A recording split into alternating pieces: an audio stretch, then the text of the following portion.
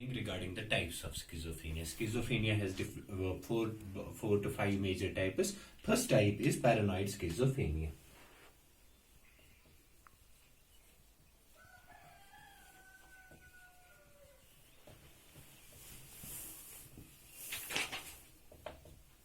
First one is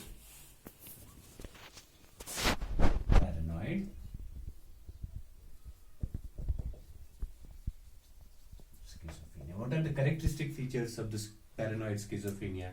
Are that there is excessive, as we learned in the paranoia, that paranoia is characterized by excessive suspiciousness of the others. Similarly, in case of paranoid schizophrenia, there is excessive suspiciousness of others.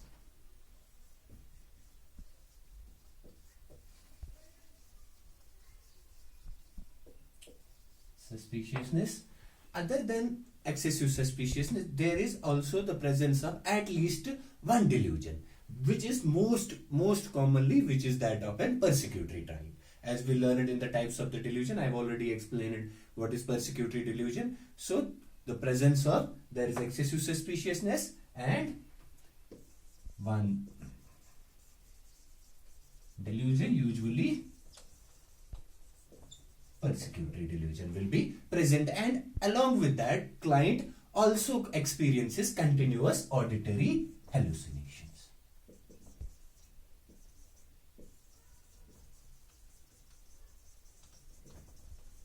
So paranoid schizophrenia is characterized by excessive suspiciousness of others, and there is at least presence of one delusion, which is usually a persecutory kind, and there is presence of the auditory hallucinations. When a schizophrenic or when a client exhibits these symptoms, so these symptoms are characterized in which, positive or negative? They will be characterized in positive symptoms of the schizophrenia. So we can say paranoid schizophrenia is characterized by presence of the positive signs of the schizophrenia.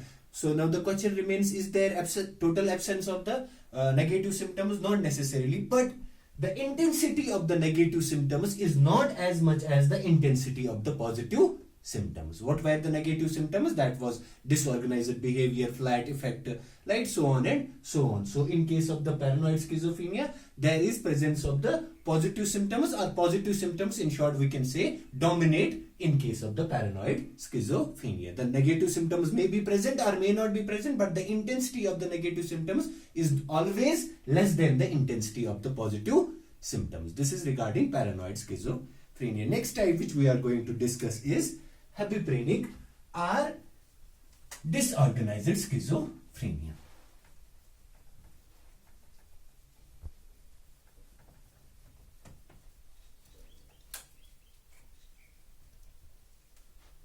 Next is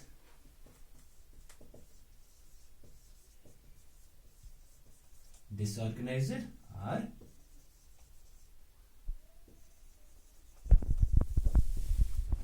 hebephrenic schizophrenia. Disorganized schizophrenia, or it is also termed as hebephrenic schizophrenia. As the name suggests, is disorganized schizophrenia. We saw paranoid was characterized by the positive symptoms. In here, hebephrenic schizophrenia or disorganized schizophrenia is characterized predominantly by the negative symptoms. For example, like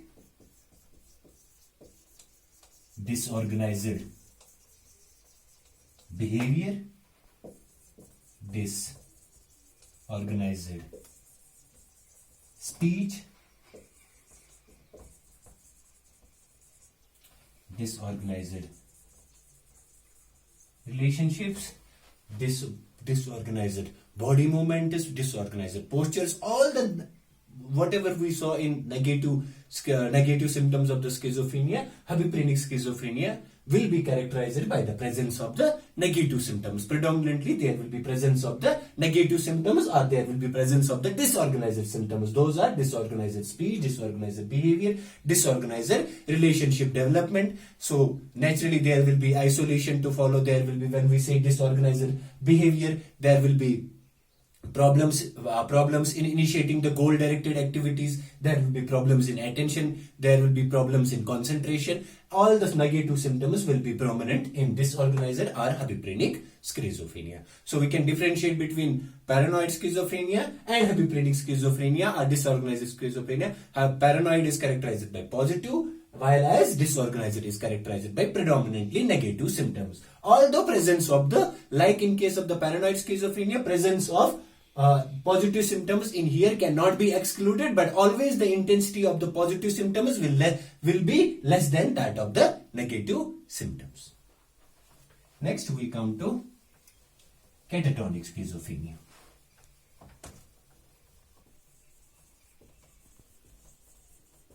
Catatonic schizophrenia. What is catatonic schizophrenia? It is usually, these days, it is rarely seen in the clinics that somebody is experiencing catatonic schizophrenia. Why? Because it is usually said to be a result of untreated schizophrenia. If schizophrenia is left untreated for the longer period of the time, it might result in catatonia. So what happens these days is, there is, since the interventions against the schizophrenia are effective, and also there are multiple psychiatric facilities available everywhere, so the diagnosis is established at the very earliest. That is why catatonic schizophrenia is not experienced or not rarely experienced these days. Okay, so what are the characteristic features of the catatonic schizophrenia? Here the characteristic client may show two types of the characteristic features. One might show one type and another might show different type. What is first type is, there might be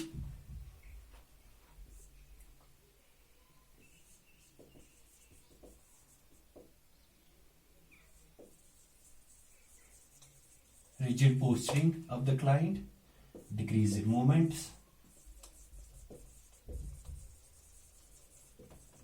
client will not move, like we saw decrease in movements, and there will also be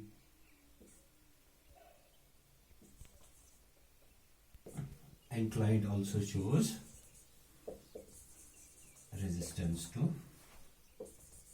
any commands in order to move or in order to perform an activity. So what is in catatonic schizophrenia is characterized by one client might show there is rigidity or rigid posture. Patient might maintain a rigid posture or an odd posture for a prolonged period of time, wherein in Vexi flexibility we learned that the patient was not moving his arm despite the position being very uncomfortable. Same will be followed here. There will be decreased body movement, so patient, no matter in how bizarre position or posture he is maintaining, he will continue to maintain that for a longer period of time. And there is also resistance to any command. If we ask the patient to please move from one place to another place, or if we give any command, there will be resistance shown to all the commands. And also there might be also decreased speech output. Patient might also not be want to communicate with the others. On the other hand, the next client might come to you with the catatonic schizophrenia. He might show, in here we learn a decreased momentous, he might show excessive but purposeless. Excessive purposeless momentous, which will be repetitive momentous, like we saw in echopraxia. What echopraxia was, that client intimates the movements of the others. He might be imitating the movements of the others purposelessly, and he will also be showing bizarre facial experiences. He will be maintaining a bizarre posture. He will be maintaining some odd positions. In short, we can say he will be constantly moving purposelessly. So that is the other feature of the catatonic schizophrenia. So in catatonic schizophrenia, we can have two types of the clients. One is who does not show any movement in home, there is decrease in movement, and in other client there might be excessive purposeless movements. Next, we discuss about fourth type of schizophrenia, which is undifferentiated schizophrenia.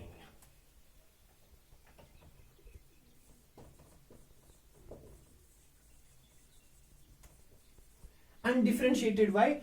Undifferentiated means which the symptoms of this schizophrenia cannot be particularly attributed neither to paranoid schizophrenia, neither to disorganized schizophrenia, nor to catatonic schizophrenia. That means there is no positive symptom is prominently present, neither negative symptoms are prominently present, neither there is rigidity prominently or decreased movements prominently or excessive movements are not prominently present. So the client will show positive symptoms as well as the negative symptoms, but the intensity of both the symptoms cannot, like we cannot say that positive symptoms are more dominant than that of the negative symptoms. So we give someone a diagnosis of undifferentiated schizophrenia wherein he doesn't fit in the category of paranoid or undifferentiated, or that for that matter even that of the catatonic schizophrenia. So this was regarding. Last one is residual schizophrenia. We learned in the fourth and last phase of the schizophrenia, which was residual phase of the schizophrenia. In residual phase, we learned that during the residual phase, patient is not actually having an active episode of the illness, but due to the development of the negative symptoms during the illness, the negative symptoms continue. The patient continues to exhibit these negative symptoms. Similarly, in case of the residual schizophrenia, patient, it might not be the actual active phase of the illness, active schizophrenia as that in paranoid schizophrenia or in undifferentiated schizophrenia, but in here what happens is the patient continues to experience some negative symptoms. Okay, although there is no active episode has been recently occurred, or in the recent past patient has not experienced any active episode of the psychosis or active episode of the schizophrenia, but some impairment is constantly remains with the patient. Like we learned, negative symptoms was isolation, wherein he shows disorganized behavior, disorganized speech, poverty of the speech might be there. So these symptoms will continue to be with the patient for a lifelong period. So that such patients are given the diagnosis of the residual schizophrenia. So these were some of the types of the schizophrenia. This ends our everything about schizophrenia. Only thing which is remaining is the treatment for the schizophrenia. So which will if there have been different views about the schizophrenia over the years, but one thing which has been recognized by all the psychiatrists throughout the world is no single treatment is effective against the schizophrenia. That means what I am talking about, single treatment doesn't mean only one drug. It means no single approach, I shall say, no single approach. That means not only psychopharmacological approach will work. Along with psychopharmacological approach, we need to give certain behavioral therapies, cognitive therapies, and along with that there is rehabilitation which is necessary for the client. So these all have been throughout the world, all the psychiatrists have been advocating for one thing, which is that the treating schizophrenia needs psychopharmacology and also needs other therapies which could be given to the patient. So first we will discuss regarding the antipsychotics, because these are the major treatment, these are the major drugs which are available for treating schizophrenia. We will be discussing regarding the antipsychotics.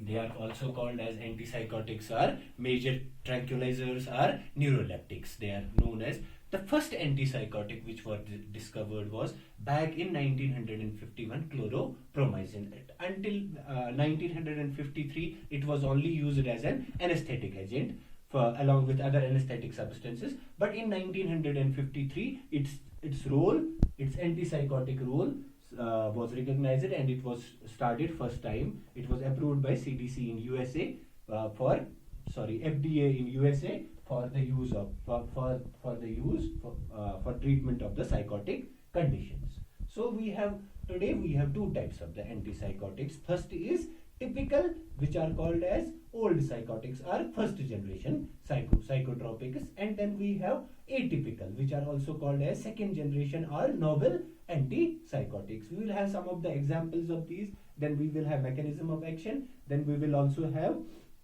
what are the indications. Obviously indication is psychosis, and then we will have contraindications wherein these they are contraindicated, and then we will have the side effects of these drugs also.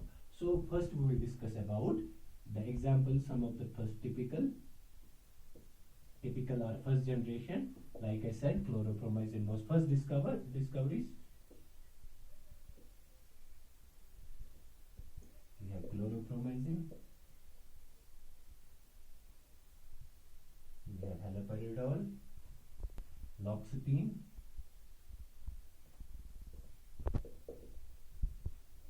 pimozide,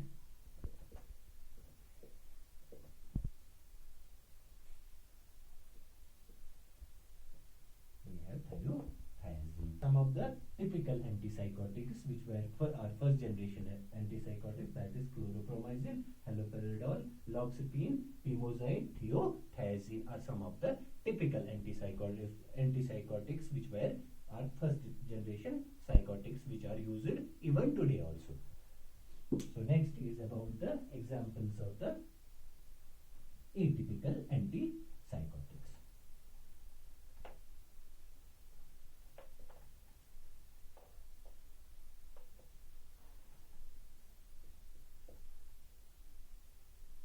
Antipsychotics, that is Adrazole, Arprazole.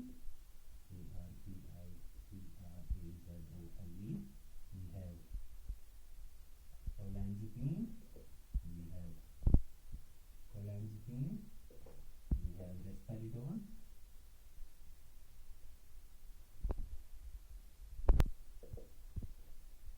quintaprine.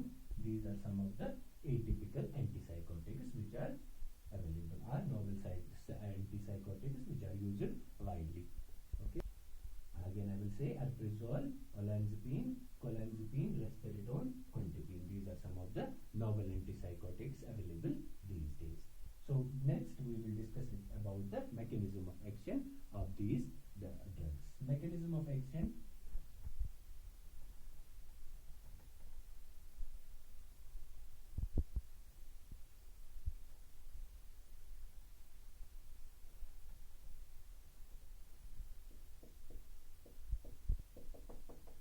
As we learned in the dopamine hypothesis, that in dopamine hypothesis we learned that there were amphetamines which cause excess of the dopamine in our brain, and then we give antipsychotics which block the postsynaptic dopamine receptors, and they decrease the effect, psychotic effect by the amphetamines. Similarly, again we will see the action of these antipsychotics, whether typical or atypical. Both what they do, they block the postsynaptic receptors. Postsynaptic, specifically dopamine receptors, they will block. We know about the synapses.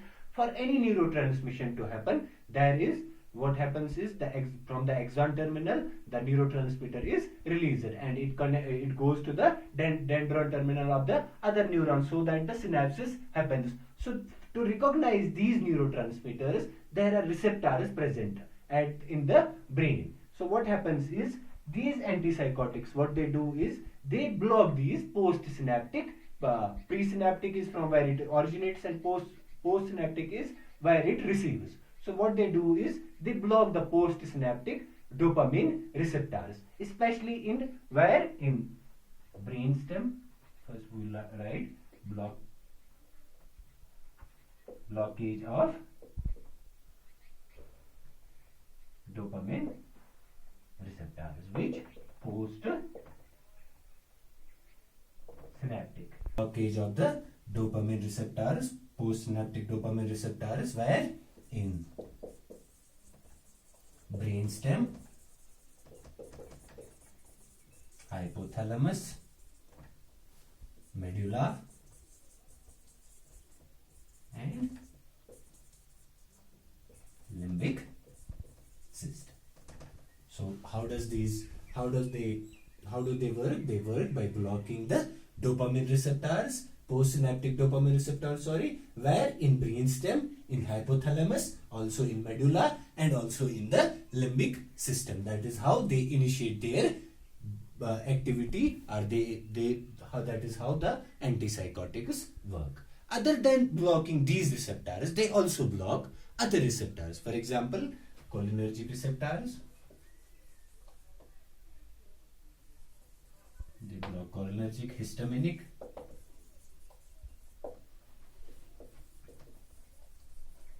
and also adrenergic receptors. They result in the blockage of cholinergic receptors, histaminic receptors, and adrenergic receptors.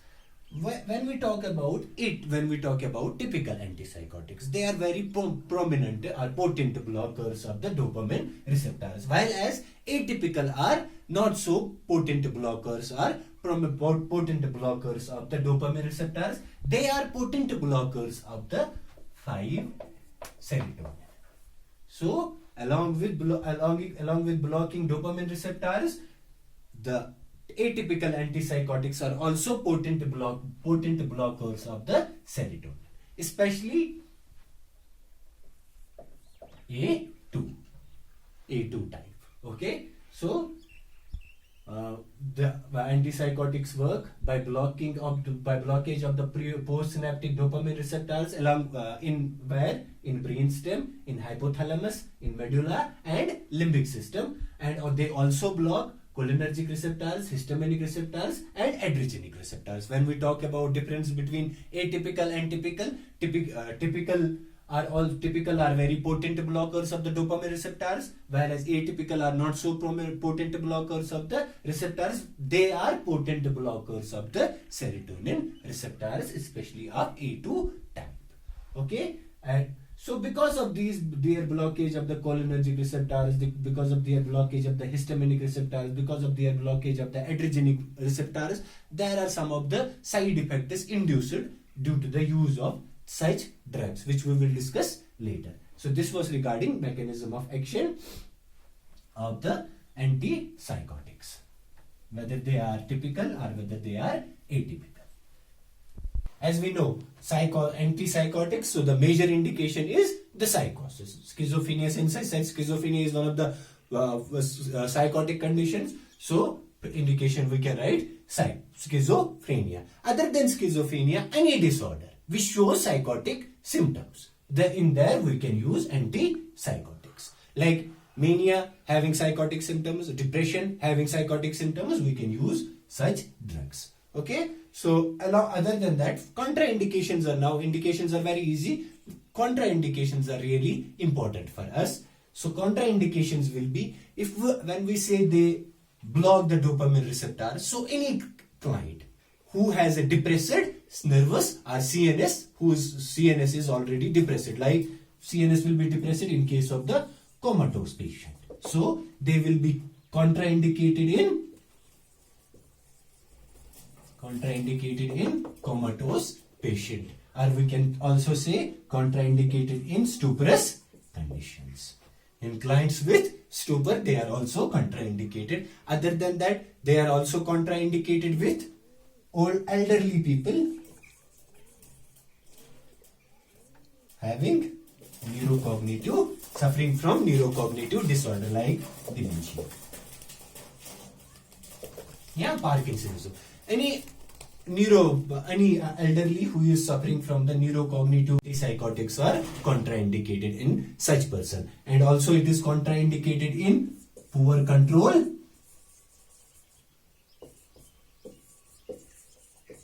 seizure disorder.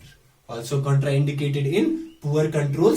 So these were some of the contraindications. The major contraindications are CNS depression, then we have poor control seizure disorder, then we have elderly people who are suffering from the neurocognitive disorders like in dementia. So under such patients it is contraindicated. Now coming to the pregnancy, which is really important. Can antipsychotics can it be given to the pregnant lady? What we have studies have revealed that when typical antipsychotics are given to the pregnant ladies, there is chances of the pregnancy induced gestational diabetes. There are chances of gestational diabetes, and also there are chances of the fetal distress, that there will be premature birth, and there might also be low birth weight of the child, and there is also some sort of the neurocognitive problems or developmental problems experienced by the child. Since why they are experiencing these problems? Because antipsychotics are what? lipophilic. So what lipophilic means? They cross because of their lipophilic nature, lipid loving. So what are fat loving, we can say because of this nature they can cross placenta. Okay, so they can cross the placental barrier. Because of that, they result in the abnormalities in the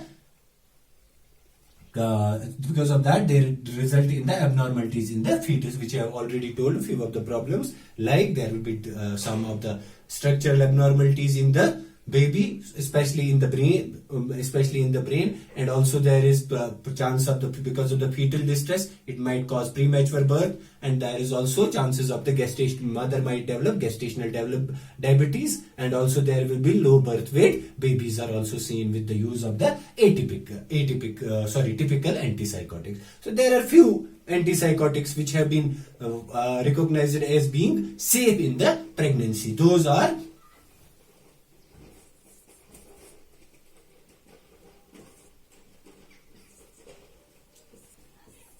olanzapine. What studies revealed that there was no effect in the weight of the baby, like whether these three antipsychotics, when they were discontinued, still the baby had the same weight, or continued, still baby had the same weight. So these three antipsychotics are rendered safe in the pregnancy as well as in lactation. Other than that, using any agent other than these three is contraindicated, or has not been the evidence of other antipsychotics is not available as much as the evidence of these three is evidence for the usage of these three has been such different psychiatrists. I will once more go risperidone, quintiapine and olanzapine. These are three antipsychotics which are given during pregnancy as well as the lactation. Okay, so now we will come to we already discussed about side effect, we already discussed about action, indications. Now we will come to the side effects which are experienced by the client who is on the antipsychotics. Like I said, some of the side effects already, like because of the blockage of the cholinergic receptors, there will be what? Dry mouth, constipation, there will be some gastrointestinal symptoms like nausea. Okay, sometimes very rarely vomiting, although not seen so much. So other than these symptoms, there are also some other symptoms. What is important for us is there is development of the extrapyramidal syndrome with the usage of the antipsychotics. Those symptoms and neuroleptic malignant disorder. We will discuss about the extrapyramidal syndrome because these are the very threatening side effects which are caused by the antipsychotics.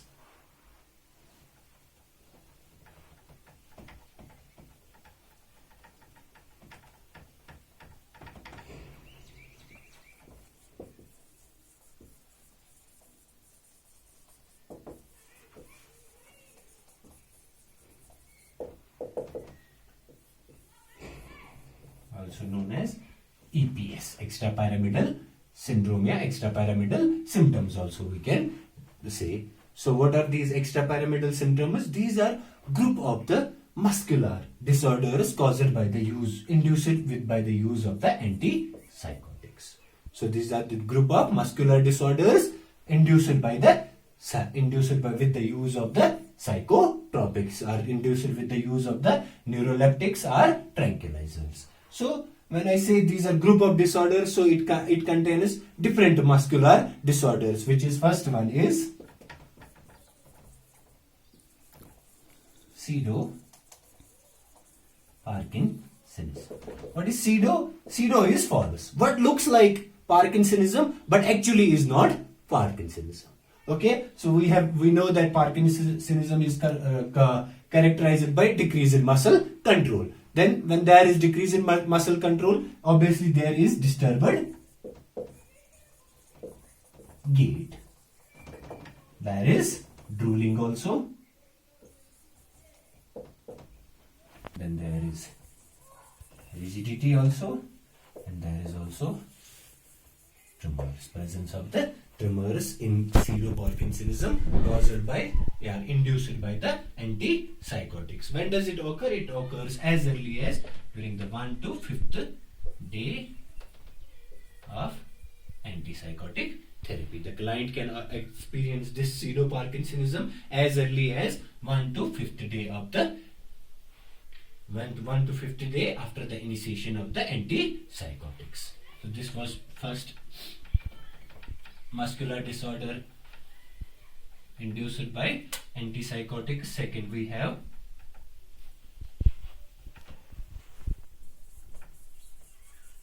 akinesia, is muscular weakness. So the symptoms in here will be same as that of the pseudo-Parkinsonism. When there is muscular weakness, there will be rigidity, there will be tremors, there will be disturbed gait, or there will be other symptoms like in whatever is associated with muscular weakness can be included in akinesia.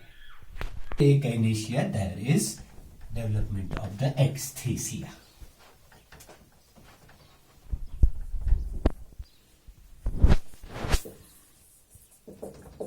Ecstasia is characterized by continuous restless, momentous and fit getting. What is fit getting? Is there will be odd movements or bizarre movements of the fingers or any part of the body, or if he is holding an object, he will be moving that object in a bizarre fashion. So fit getting is bizarre movements, whether there's that of the hand, whether that of the any other body part, or any other object which he is holding or which he is playing with. He will be doing some odd movements with that object. So that is ecstasia. Next we have development. Of dystonia. What is dystonia? This means not working right. Tonia is muscle tone. So dystonia is not working right. This means not working right, and tonia is muscle tone. So what happens because of the muscle tone not working right? What happens because of that? There is continuous spasm of the muscles and also contractions. Continuous spasm and continuous contraction of the muscles. So what dystonia means is, if we break the word, is this means not working right, and tonia means muscle tone. So we can define then dystonia as continuous muscular spasm and muscular contractions. What they do actually is, dystonia can be psychotic dystonia is also seen as a general condition wherein the mechanism of dystonia cannot be explained by any valid theory. But in case of when it is induced by the antipsychotics, then obviously mechanism is because of the antipsychotic, because it is induced by the antipsychotic. So what happens in dystonia can be sometimes throughout the body, when it is called as generalized dystonia or general dystonia, or sometimes it can be regional dystonia. Regional dystonia like tardaculis. Tardacules. What is tardaculis? Tardaculis is when the client shifts his neck towards one side and he has problems in bringing that neck back to this side. He cannot bring this neck, and this position is very painful. Even though him trying to bring his neck to this side is so painful that he chooses to keep his neck like this than to bring it to this side. Why it becomes painful? Because obviously because of the spasm as well as the contractions, which are continuously initiated by the neuroleptics, okay, or which are initiated by this these psychotropics.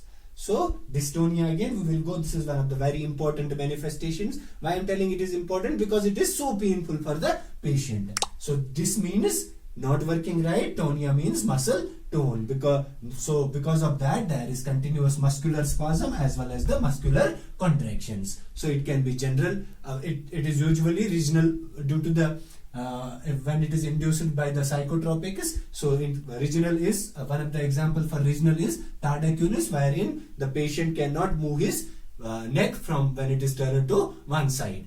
He doesn't want to turn, but it is turned because of the spasm and contractions. Neck gets turned to one side, or sometimes you can see patient's head will be turned like this, and he cannot look down because of the muscular spasm and the contractions. Okay, so how we will now along with dystonia, there is also one more condition which occurs is ocular crisis. Dystonia. What is ocular crisis? It is rolling back of the eyes, uncontrollable rolling back of the eyes, like the patient starts to roll back his eyes and he cannot control to bring them forward or to stop the rolling back. These two conditions, when they occur simultaneously, it becomes an emergency situation and should be treated with benzotropine mesylate IV. So what we discussed is dystonia and ocular crisis. Ocular crisis is when there is rolling back of the eyes of the patient, uncontrollable rolling back of the eyes of the patient. It is an emergency situation which should be treated with the IV infusion of benzotropine mesylate, and there should be constant reassurance given to the patient that everything is going to be okay, but that reassurance should always come after the treatment has been initiated. Okay, which develops is tardive dyskinesia. What is tardive dyskinesia is? There is bizarre facial movements of the bizarre movements of the tongue,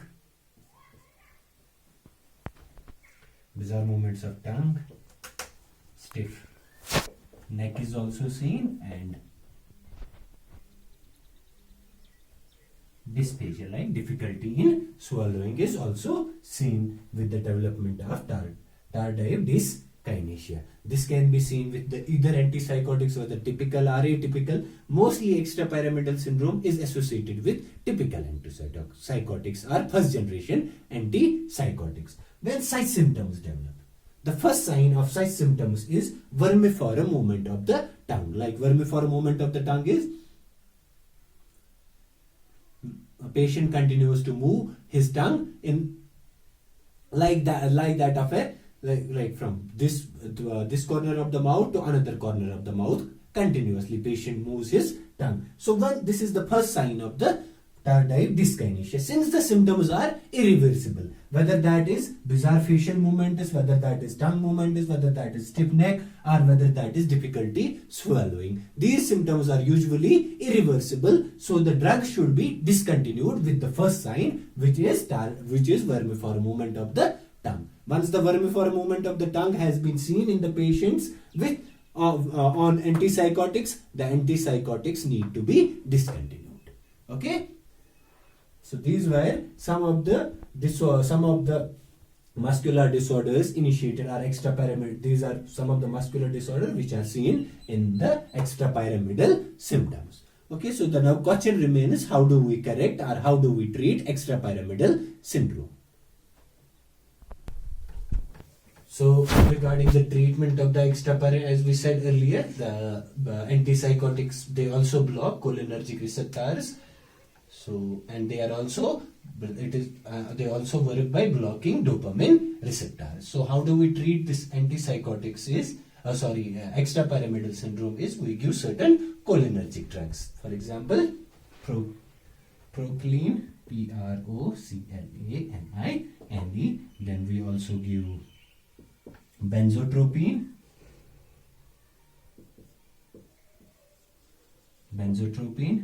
then diphenhydramine is also in some of the clients.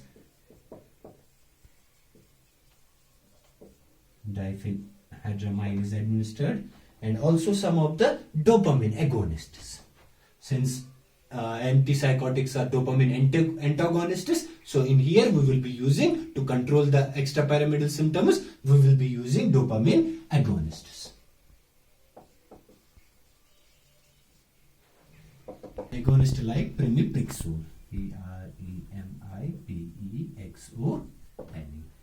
So one of the dopamine agonists which has been used to treat extrapyramidal syndrome is pramipexole. So these are some of the drugs which are used for treatment of the extrapyramidal syndrome. Whenever extrapyramidal syndrome is developed in any client, so we will use propylene, we will use benzotropine, we will use diphenhydramine, and also dopamine agonists are sometimes used.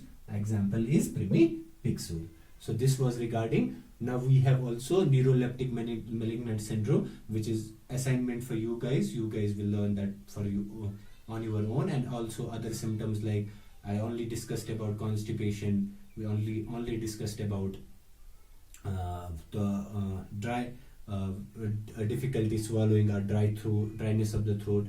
I only discussed about some of those symptoms. What was important was the dealing with extrapyramidal syndrome. Next, whatever I have missed is homework for you guys. You will do that on your own. So this completes our whole of the schizophrenia. Now other treatments which I said, like behavioral therapy, cognitive therapy, they will be dealt with separately. Like behavioral therapy or cognitive therapy or group therapy or family therapy, they are only effective once antipsychotics are given in case of the psychotic condition. But there are some neurotic conditions, like in case of the depression, it has been seen mild depression, if we use antidepressant, well as the cognitive therapies or other therapies, interventions which are used, interventions are as effective as antidepressants, but only in case of the mild depression. Then if we see about moderate or severe depression, the effectiveness of such interventions is almost nothing if antidepressants are not prescribed to the patient. In similar way, we will be like in case of the obsessive compulsive disorder or any condition in wherein anxiety is the central symptom. Under those conditions, these therapies work much more effectively, and we will be discussing them then. So for now, we close this chapter, and I might feel certain difficulties because this is first time I am doing this. With time, inshallah, I'll get better. Thank you so much.